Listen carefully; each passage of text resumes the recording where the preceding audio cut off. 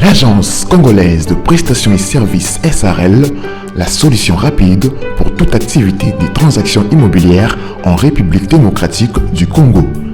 Vente, achat, gestion, estimation, mise en location des biens meubles et immeubles, contactez-nous au +243 85 27 79 630.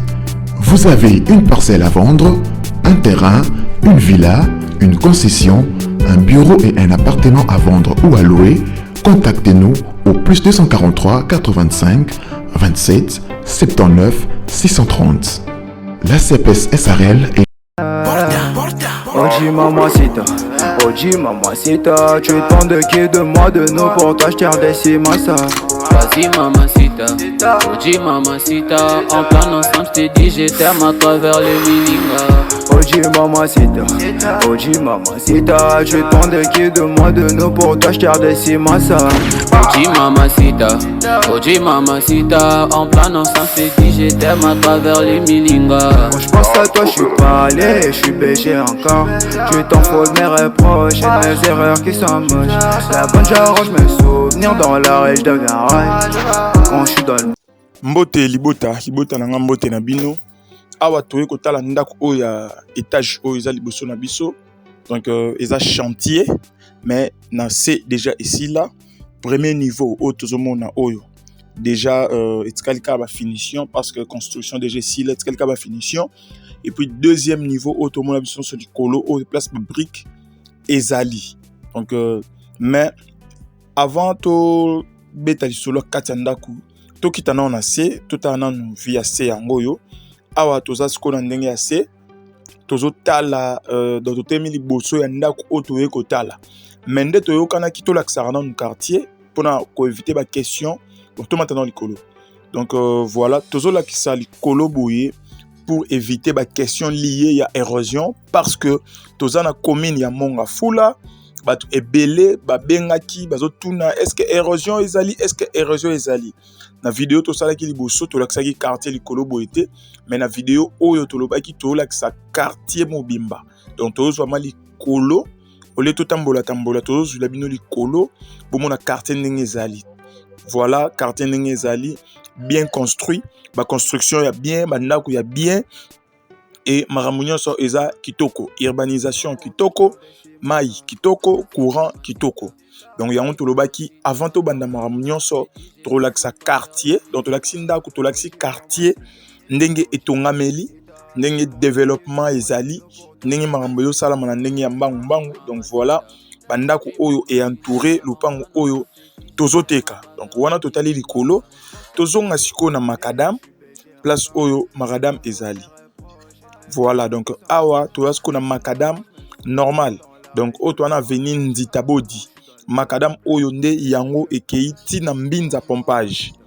Mbinza pompage. Donc olongwa kitambo magasin ti awa place toza a Prince Suki eza 20 minutes. Donc Prince bazo sala place bomona ke Suki wana avenue yango e continuer ti place ndaku ezali. Mais Prince oyo ezo continuer parce que ba travail zo salama e oleka ti pembeni ya ndako oyo tozoteka donc tala avenue ndeza munene avenue oyo nde bazo asphalter yango donc ezala na asphalte ya mobimba donc voilà atona commune ya Mongafula tokota siko na lupango to décortiquer par rapport ya parcelle.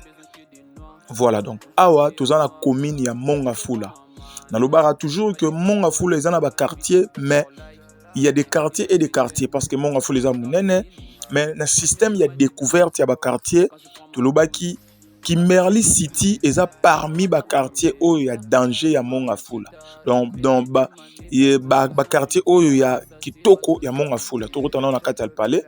Voilà donc awa to koti na kati ya ndako yango lupango yango pardon ndako eza en étage donc awa monique et tongama sika eza nanu vraiment semi chantier ezotongama mais na rez-de-chaussée déjà ici là donc place bauti komona wana eza ndako ya 3 chambres salon cuisine 2 salles de bain donc wana obomoni ya se wana air tokotaki 3 chambres salon cuisine 2 salles de bain awana sima to wana annexe donc na rez-de-chaussée déjà nyonso ici là ndako bomona na gauche eza place ye moko propriétaire afandaka annexe oyo ya nsima eza place baluaka yango wawa donc eza en location donc rez-de-chaussée déjà esila eloko etikali awa eza premier niveau kosala bafinition na deuxième niveau awa eza toilette ya rez-de-chaussée donc toilette ya batravailleur na bamaçon oyo batongaka likolo donc et puis na motu oyo azoloue na se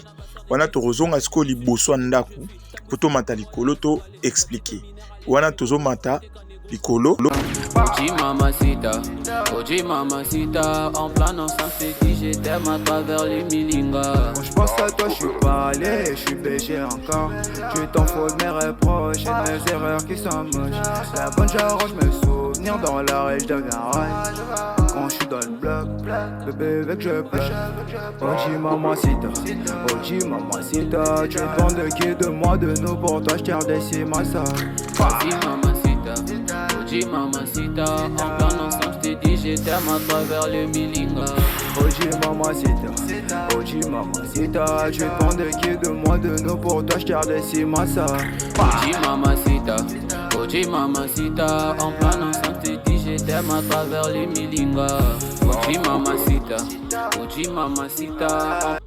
Ouais, donc automatique qu'on a premier niveau total composition ndenge ezaleli donc tala quartier to l'accès déjà que tout quartier donc auto là ça va voisin les sous couper ça toujours car image par rapport à quartier ndenge ezaleli en tout cas toi na quartier mo ya bien bona maya bien courant qui toko donc awa na premier niveau toi na des appartements liboso yangoyo eza composé na deux chambres salon cuisine, deux salles de bain, yango liboso na biso à place porte à rouge ezali et puis to rokende mopandi parce que dans chaque niveau ils ont un projet à des appartements donc à to pusani na appartement oyo ya une chambre salon yango yo to lakisa eza ya okangama mais to rosala effort voilà na kati nango yango yo donc eza ma elo mo ya bien awa eza kaka ba finition donc sali finition on s'est retrouvé maramnyonso kitoko donc voilà totali dans le premier niveau tu as des appartements tala quartier ndenge ezali tala quartier ndenge ezo développer tala quartier ndenge ezo tongama donc awa tu as des appartements na premier niveau tozo mata sikoyo na deuxième niveau place oyo ezali fallait babanda élévation maintenant nous babandi élévation te donc voilà tozo poussana. Oji mamacita, en plan ensemble c'est dit je t'aime à travers les milingas. Quand je pense à toi, je suis pas allé, je suis BG encore. Tu t'en fous de mes reproches et de mes erreurs qui sont moches. La bonne j'arrange mes souvenirs dans la rage de garage. Quand je suis dans le bloc, bébé veut que je pêche. Oji mamacita, Oji mamacita. Tu te demandes de qui, de moi, de nous, pour toi je t'ai redessé ma ça. Oji mamacita, en plan ensemble je t'ai dit je t'aime à travers les milingas. Oji mamacita, Oji. Voilà donc awa to komisko na deuxième niveau oyo déjà installation nyonso plomberie électricité déjà et salamaki donc awa elo etikala kaka élévation to on a plus de 150 blocs oyo eza juste pona misala mais l'homme propose, Dieu dispose, toujours idée ya ko liquider yango. Tu le toujours que ce qui au monitor et loco en ligne, c'est que tous en a posa ya mbongo. Propriétaire a na posa ya mbongo. Donc yango to che yango. Le pango o nyoso totali o ko bana seti likolo, ba che yango na prix à $95,000 à discuter. Na bandeli ba che na prix à $95,000 à discuter. Donc propriétaire asa sur place ba document nyonso eza en bonne et due forme na o nyonso akozala intéressé $95,000 à discuter toza na commune ya Mongafula quartier Kimberley City le quartier le plus beau dans le deuxième quartier le plus beau après CPA Mouchi yangoyo donc commune toza na quartier Kimberley City Nakubache $95,000 à discuter.